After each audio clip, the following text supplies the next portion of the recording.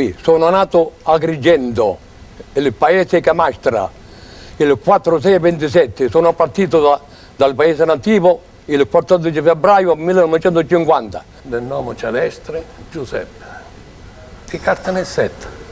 Mi chiamo Vascalluzzo Antonino, sono nata a Assoro il 1934. A Pieste Filippo, in Montallegro. Le Sepeci, Rosaria. Nata alle Scarafridde, provincia Palermo. In che anno? Non mi ricordo, non me lo ricordo, perché io non so leggere, non... Sono Angelo Strazzante e vengo dalla Sicilia. Villa Rosa, provincia di Enna. Dunque mi chiamo Speziale Giuseppe, si sente bene, sì. Vengo da Serra de Falco. Io mi chiamo Castabellotta Gaetano, nato alla Scarafridde, provincia Palermo. Sono di Francesco Salvatore, nato a Serra di Falco il 19-10-23. Mi chiamo Ferrara Antonina. Sono partita dal mio paese che si chiama Tortorice, provincia di Messina. Mi chiamo Michele Fiorito. Ho nato il 20 dell'11 1932. Mi chiamo Luigi Travaglianti. Sono partito dalla Sicilia, il mio paese è un piccolo paese sulle montagne messinesi, si chiama Cesaro. Cavaliere Ormando Biagio. Sono venuto la classe del 1917 della Sicilia, Caltanissetta. Anche lei? Del Caltanissetta Pro? Io San Cataldo sono. Vabbè, San Cataldo.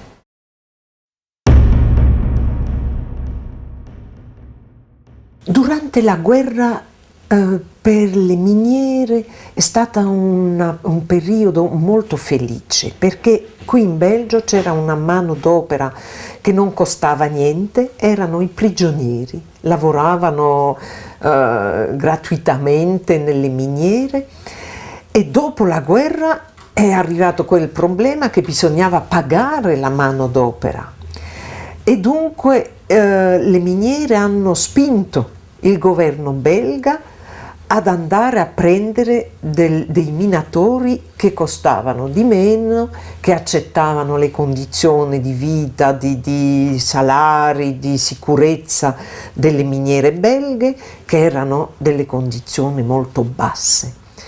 E dunque prima hanno cercato di attrarre i minatori belgi, senza successo, e hanno dovuto dopo andare a prenderli altrove. E l'Italia era interessata perché nel 45-46 l'Italia è in una situazione economica terribile, politica molto caotica, e dunque il governo italiano è molto interessato a far andare via ogni settimana 2000 giovani disoccupati. Questi disoccupati almeno non faranno la rivoluzione in Italia, e poi andranno a guadagnare dei soldi in Belgio e rinvieranno questi soldi in Italia, e dunque ci sono dei paesi interi che vivono dei soldi rinviati, delle rimesse di questi immigrati. Intorno a Enna, diciamo, Enna Caltanissetta è stato un impatto importantissimo, perché per prendere per sempre l'esempio del mio comune Villa Rosa, che io credo aveva 7-8 mila abitanti in 1945-46, in 1952 ne erano rimasti 2.000 o 3.000. C'era una percentuale, un certo numero di tonnellate di carbone che potevano essere acquistate dal governo italiano per ogni minatore. Dunque questo già, anche se era una condizione segreta dell'accordo, già era conosciuto tra i minatori, e i minatori italiani che andavano in Belgio dicevano: noi siamo stati venduti dall'Italia per un sacco di carbone. Una parte importantissima della Sicilia si è sviluppata con i soldi degli immigrati. Allora, il reclutamento doveva farsi tramite le borse di lavoro.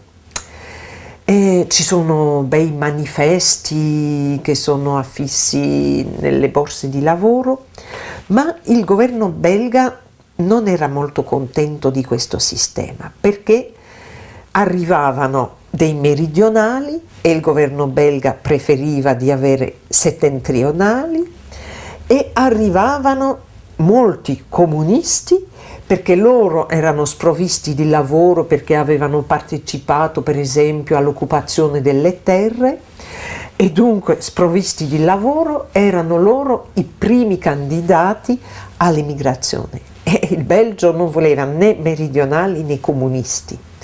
Dunque i padroni delle miniere belghe hanno organizzato un reclutamento parallelo, che era un reclutamento tramite le opere del Vaticano. Questo era un reclutamento più sicuro per le miniere belghe, perché erano cattolici. I governi non sono fieri di questo tipo di accordo, perché infatti il governo italiano, per esempio, aveva venduto una parte della gioventù per avere delle rimesse, per avere un po' meno di disoccupazione, per avere un po' meno di movimenti sociali e politici, e per avere la sicurezza di avere delle fonti energetiche, no?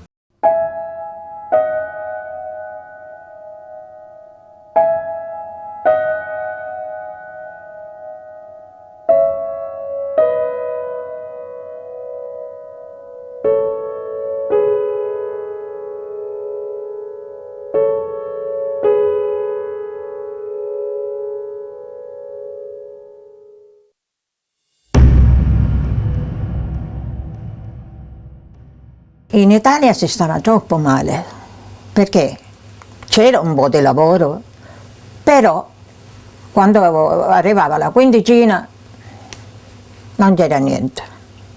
Dovevamo fare la spesa, che pagavamo quella e ne facevano un'altra a debito, sempre così a rotazione. Ma no che ci potevamo allargare così, dovevamo camminare come si deve, perché c'era quella miniera di zolfo solo.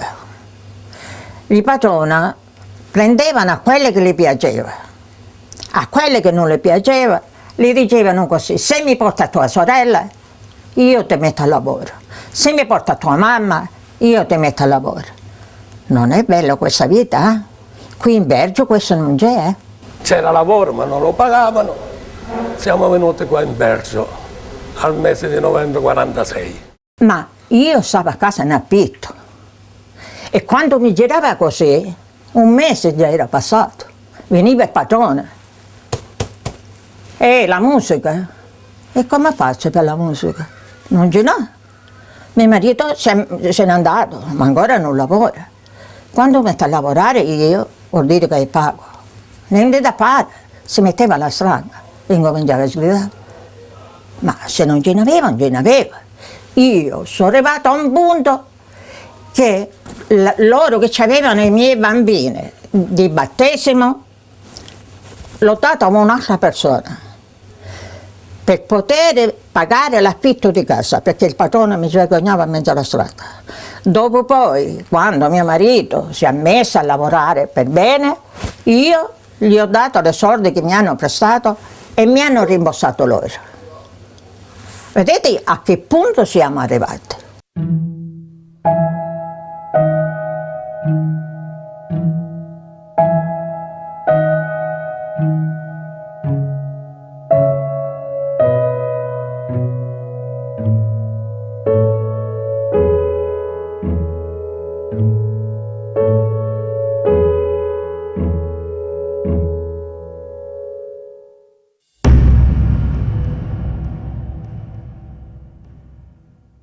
Sono partito dal paese un passaporto, un fazzoletto, senza mangiare.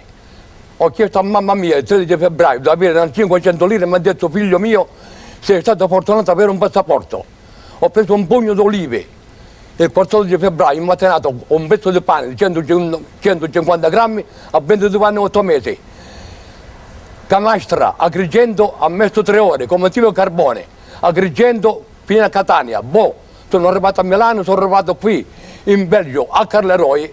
Arrivo a Milano e che trovo? I zingari.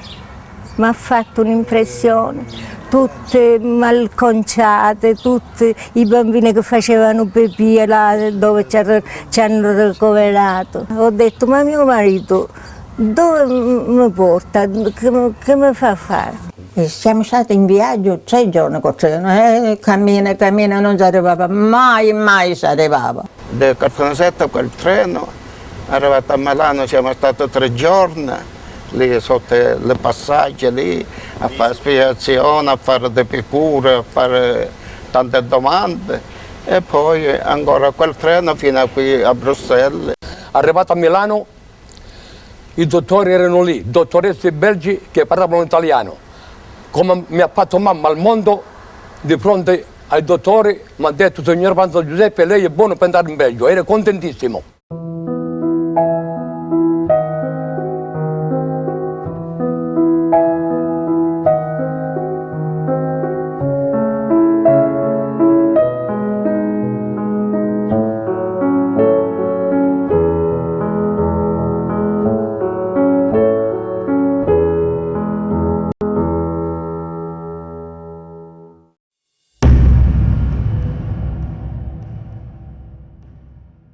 E siamo venuti nelle baracche dei prigionieri della guerra.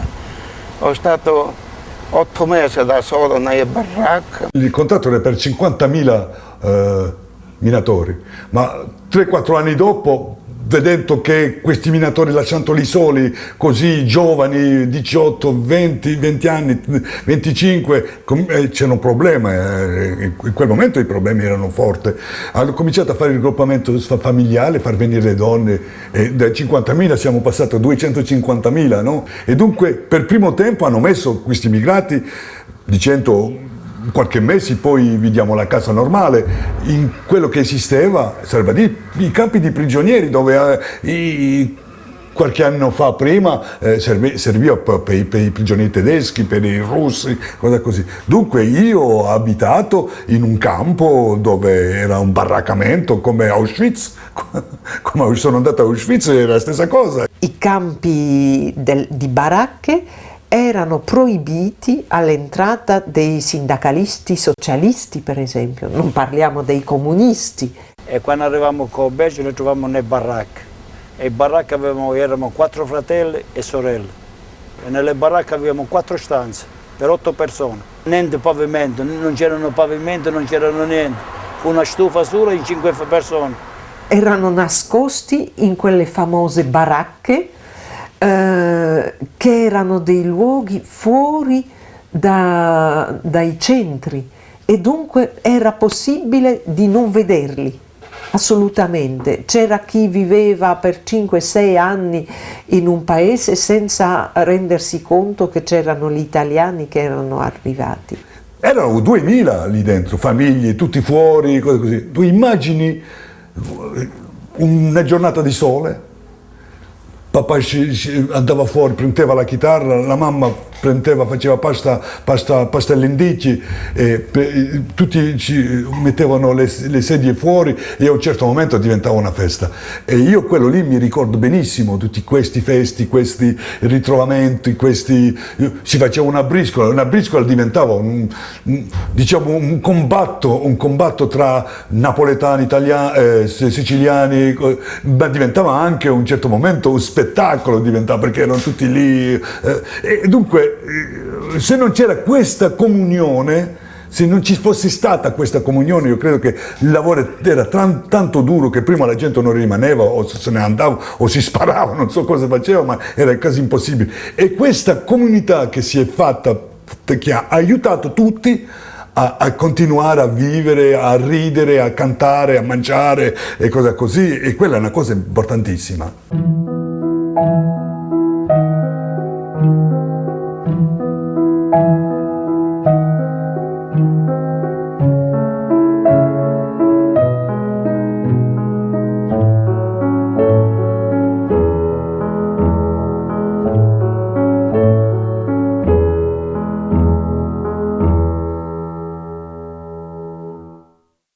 Dunque, l'accordo italo-belga del 1946 prevedeva solo l'arrivo di italiani per le cave o per le miniere e dunque non potevano fare un altro lavoro. Se per esempio erano terrorizzati dal tipo di lavoro, questo è successo perché c'era chi non si immaginava neanche che doveva lavorare sottoterra, non potevano cambiare lavoro, dovevano lasciare immediatamente il Belgio. C'erano degli italiani che avevano approfittato di quell'occasione per andare via dall'Italia, perché per uscire dall'Italia bisognava avere un passaporto e per avere il passaporto bisognava avere il contratto di lavoro e dunque quando avevano capito che era il lavoro nelle miniere cercavano un altro lavoro, ma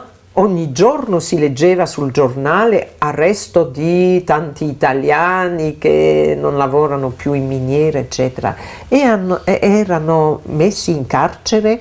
Dovevano fare 5 anni di miniera gli italiani prima di poter avere un lavoro in un altro tipo di occupazione, tipo fabbrica, siderurgia, eccetera. Perché prima quando si arrivava qui avevamo il permesso di lavoro B, non si poteva andare a lavorare in fabbrica, dovevi lavorare obbligatoriamente 5 anni.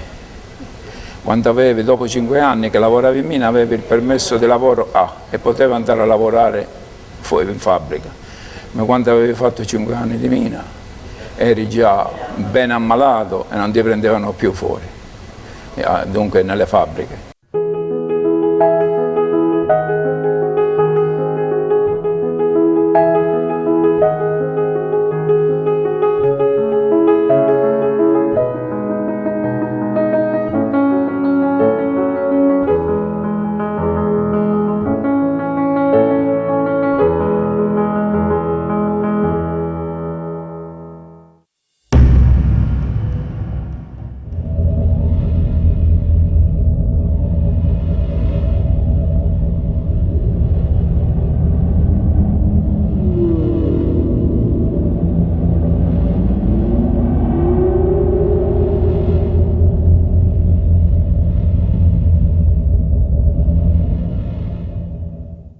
Ho cominciato a lavorare alle 2:30 del primo giorno. Quando ho visto l'ascensore, senza dire una bugia, la prima volta ho fatto pipì nel pantalone. Quando arrivai in mina mi mise a piangere come un pecceretto perché non poteva starmi. Subito siamo andati giù, senza nessuna spiegazione, senza aver mai visto le miniere, senza sapere cos'era il lavoro da fondo. E mi sono trovato, come dicevo anche prima, un inferno, mi sembrava di essere all'inferno, perché quando ero un ragazzo, al mio paese mi dicevano che all'inferno c'erano i demoni, che erano tutti neri, con i forconi che ti gridavano, parlavano e tu non capisci niente, l'inferno c'è così. E là mi credevo di essere arrivato all'inferno, perché non capivo niente, c'era buio fitto, non si vedeva niente. Perché tenevano tante anche paesane, arrivavano qui quando vedevano un scendore, se ne andavano di nuovo in Sicilia. Il primo giorno che volete, ero solo. Stavo là, c'erano tante legni là in mezzo alla strada, non so come mi è successo, ho scivolato, non lo so neanche io, non posso dirmi che è stato così giusto. Mi sono scivolato perché c'era una taglia che scendeva, credo che è stato per prendermi, come ho messo il braccio, mi ha preso un braccio sotto dentro 2 ruole. C'era una cinghia di gomma che trasportava il carbone, me l'ha preso là. Quando è stato preso, volevo liberarmi, ma non sono stato capace. È arrivato un momento che ho perso troppo sangue e sono venuto, perché il braccio a me me l'hanno togliato all'ospedale. Cosa avevo mangiato tutta la carne, era tutto pulito. E mi hanno portato all'ospedale quando io mi ho visto là, che c'era mia mamma, poveretta. Quando mi sono svegliato, mi ho visto con braccio, mi volevo buttare dal 3° piano, diventavo pazzo. La giusta si la scuola. tutta coi sudura. Lasciano a sua famiglia sempre sola. Lasciata che lo porta la pirrera. Bastata e di lacrime e sudora. Lo pane duro dintra la sacchina. Portava nelle mani la mattina. E piano notte e giorno lo signori. Per vedere la luce dello sole.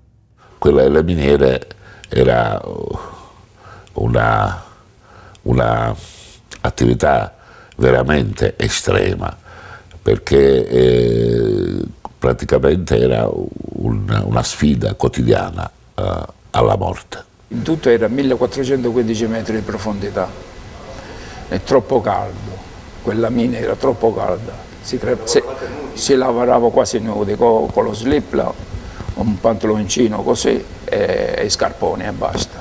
Allora la mascherina ci dava fastidio perché i sudori erano enormi e allora si lavorava così, che si lavorava più con la pratica ma non si vedeva dove si lavorava, talmente c'era un polverone perpetuo tutta la giornata.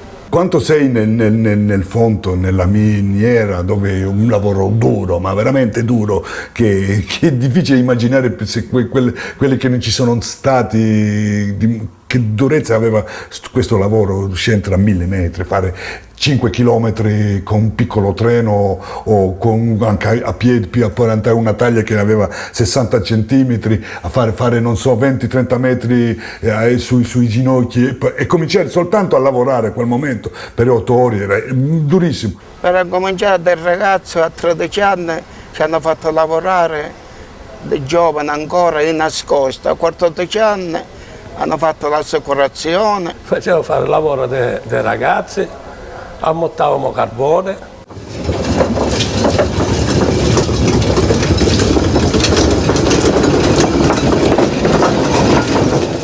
Non c'era regola perché i bambini che volevano andare a lavorare andavano là e facevano lavorare senza assicurate, senza niente.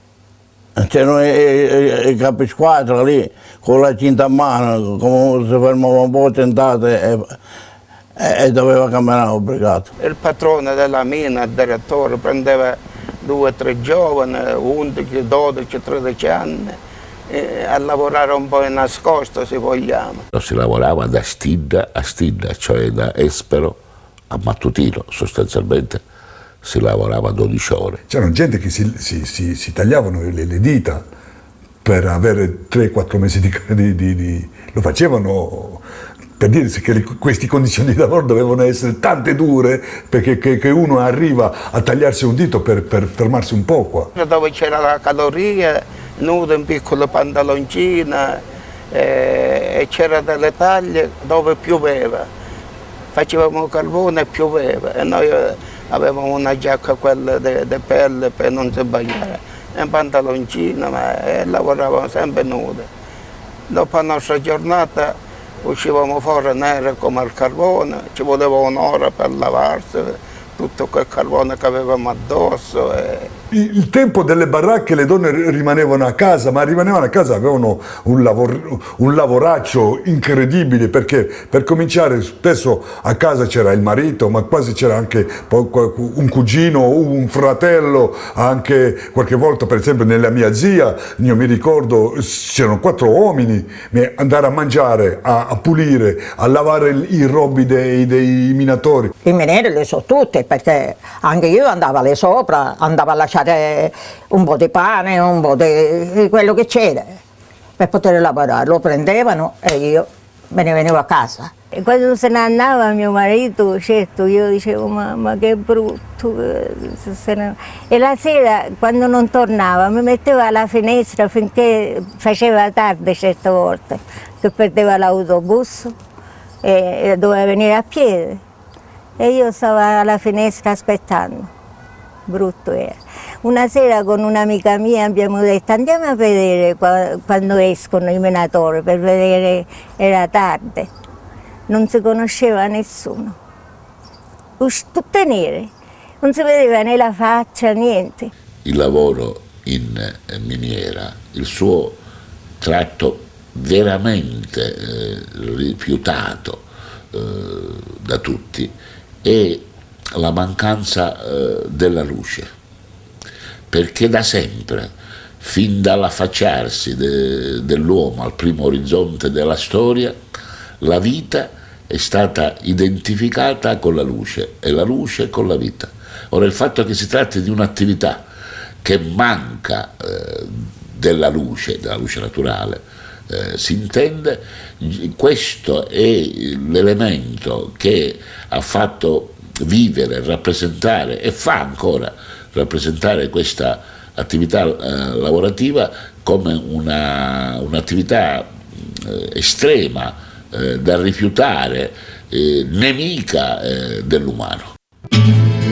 Una valanca d'incurto si ci appenta e lo Signore accoglie, perché sappi che è figlio d'amore e di travaglio, perché sappi che è figlio d'amore e di travaglio. Un pianto rotto l'accompagna per l'ultima strada e le bocche che aspettavano piangono ancora di fame. Piangono ancora di fame, ma sono sazi d'amore.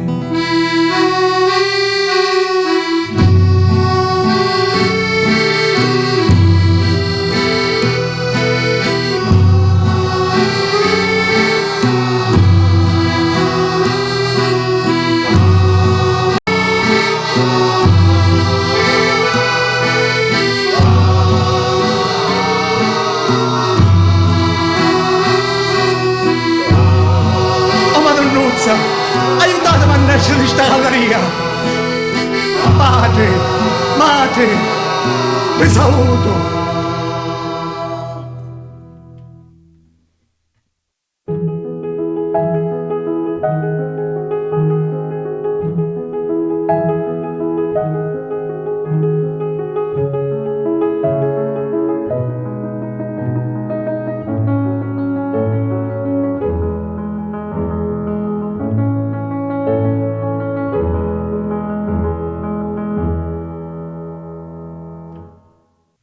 Si paci dimenticare ti malati.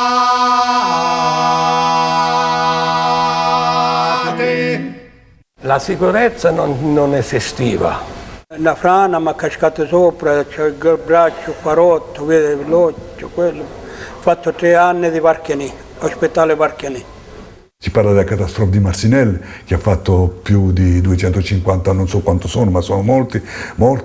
Beh, piccoli catastrofi ce n'erano sempre, ci sono 3, 4, 5 morti, dunque. E quando è che non si moriva con l'accidente, si moriva con la silicosa.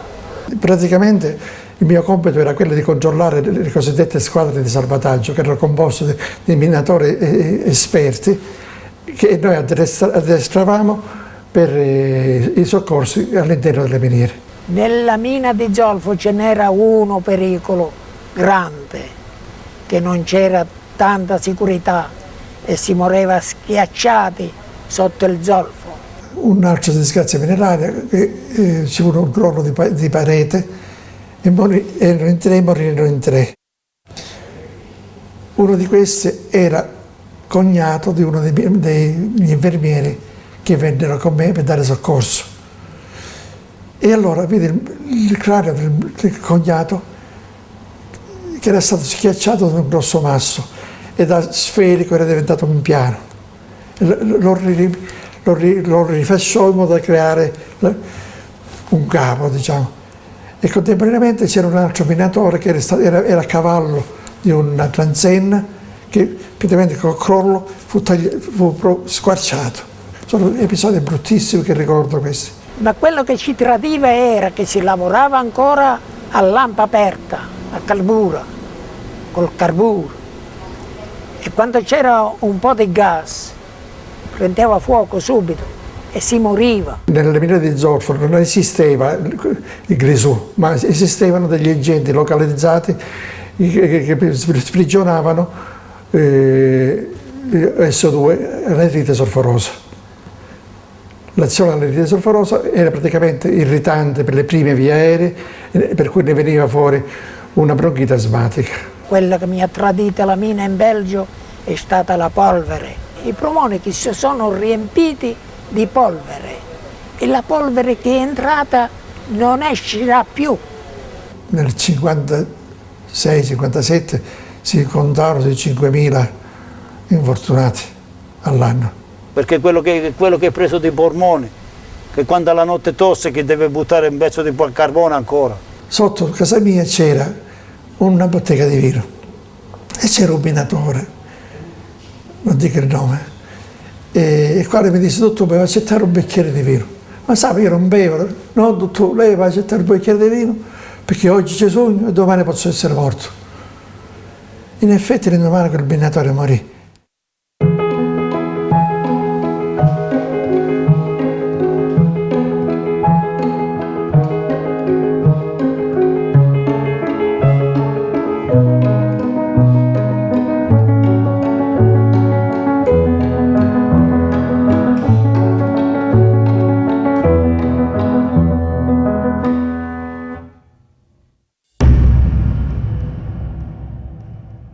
I primi genti che gli italiani hanno scoperto qui non erano i belgi, erano loro stessi. E l'italiano che scopriva il polentone che scopriva il napoletano e così. Dunque i primi problemi tra la gente non erano con i belgi, erano tra gli italiani stesso, no? Perché i belgi non capivano, questi siete tutti italiani, però è la stessa cosa. Ma lì dentro tutte le appartenenze comunitarie erano differenti, un siciliano era un siciliano, un napoletano era un napoletano. E poi diciamo che le prime solidarietà sono stati tra gli italiani così, e poi la situazione è diventata un po' diversa. E qua eravamo tutti italiani, allora, ma da tante regioni, non ci capivamo. Eravamo in Belgio, il Belgio non si capiva, e con gli italiani se si parlava il dialetto non si capiva nemmeno, ma poi ci siamo arrangiati. Eravamo tutti in una fratellanza da un momento là. Il bisogno mi ha portato là a lavorare in miniera.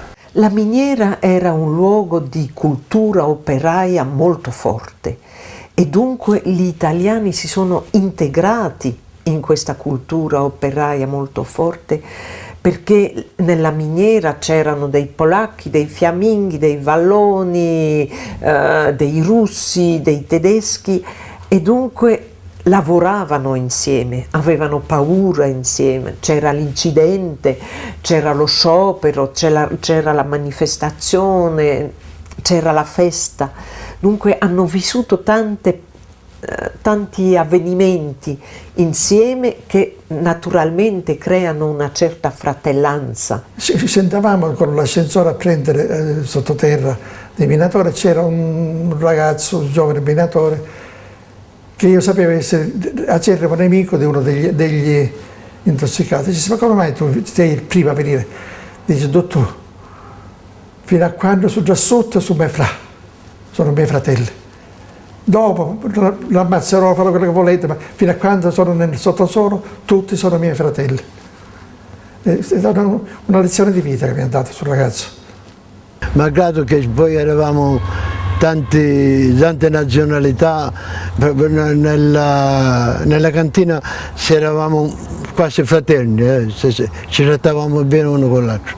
Bisogna pensare alla condizione carceraria. In effetti questa forma di solidarietà si manifesta fortemente nelle carceri, laddove fra gli interessati e le vittime non scompaiono le differenze di condizione, le differenze dovute al tipo di condanna, le differenze sociali, le differenze professionali. Non c'è più la differenza, c'è una omologazione dovuta alla comunanza di condizione estrema. Fuori della miniera c'era un forte razzismo, bisogna chiamare la cosa col suo nome, c'era un forte razzismo di fronte agli italiani, che sia per affittare una casa, era molto difficile di affittare una casa per una famiglia italiana.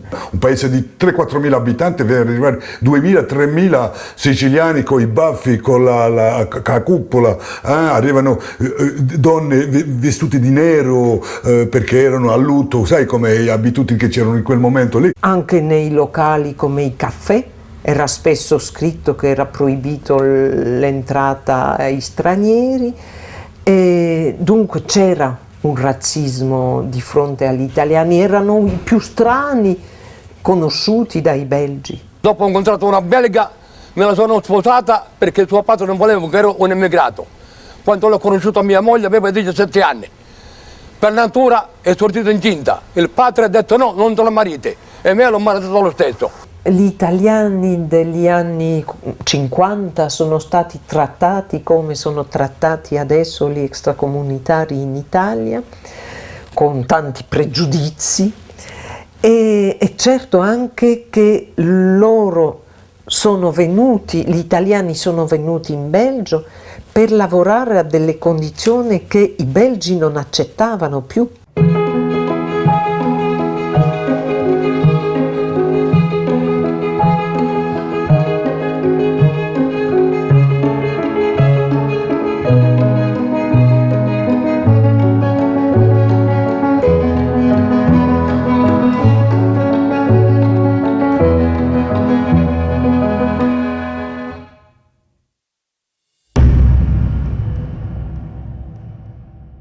Arrivavo a Villarosa, Bergese caso, veniva in Belgio e c'era il siciliano che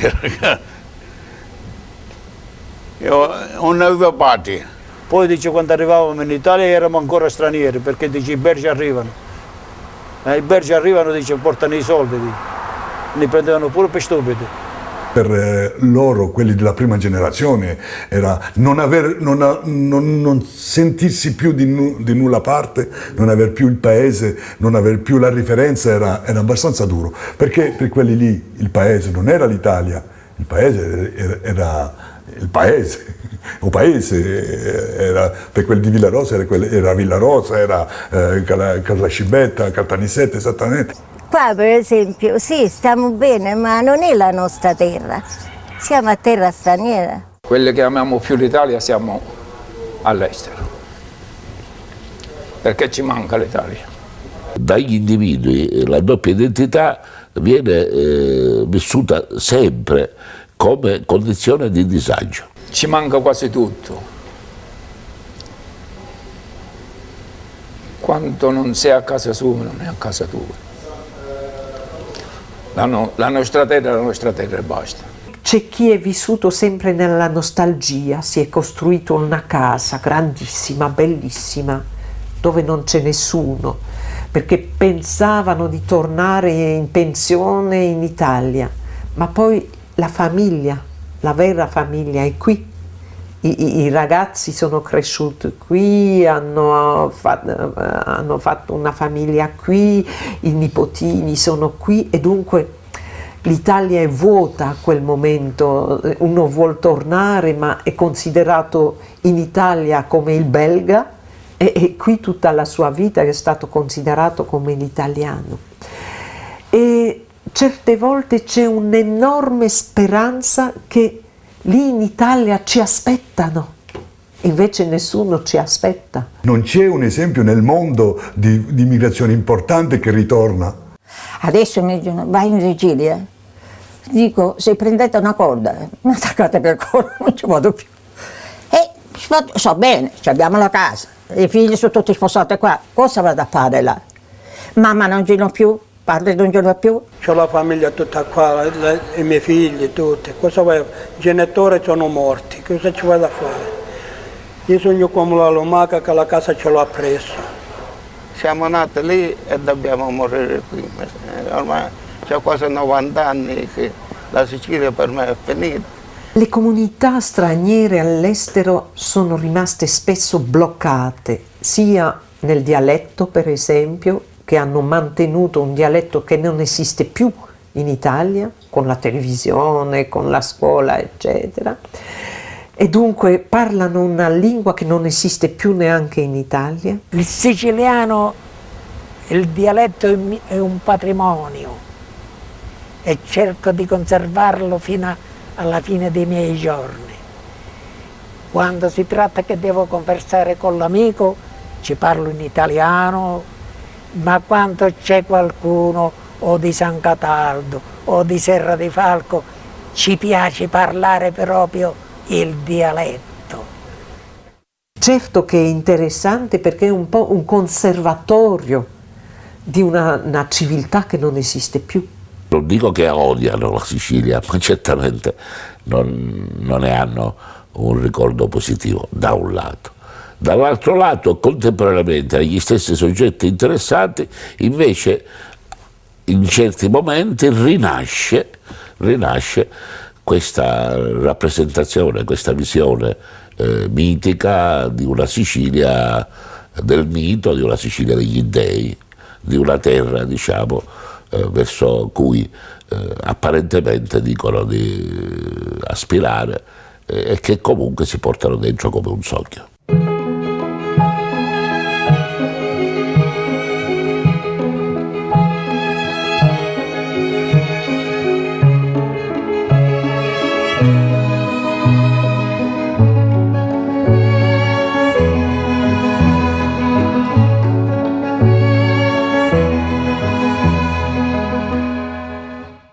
Faci tutti stamento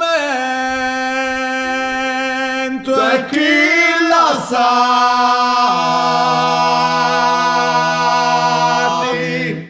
Ehi! Attenzione, perché io con solo sguardo mi dovevano capire, Io sono fatta così. Attualmente non c'è la mosca lì sopra.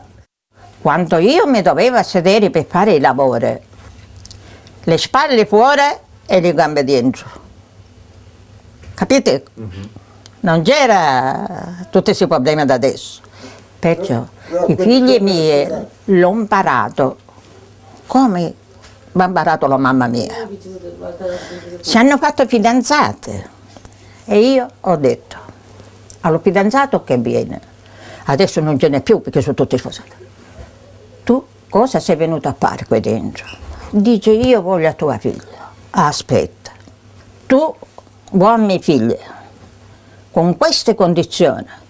Tu quando viene le mani si devono tenere alla tasca. All'orario te ne devi andare a casa. E non c'è problema. D'accordo. Sto ragazzo veniva, si sedeva, stava, io non le diceva niente. Però se si era seduto là, io facevo la maglia a questa parte. Io facevo la maglia a questa parte, però l'occhio non l'aveva la maglia, l'aveva a loro, ma non faceva nessuno scandalo. Solamente ho detto una cosa, quando io sono sceso a venire in Belgio, speriamo che i miei figli, nessuno di...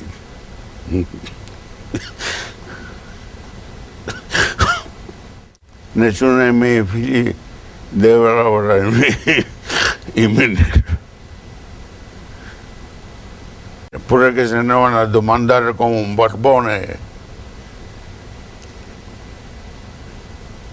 E infatti ci sono riuscito, che i miei figli nessuno lavora in miniera.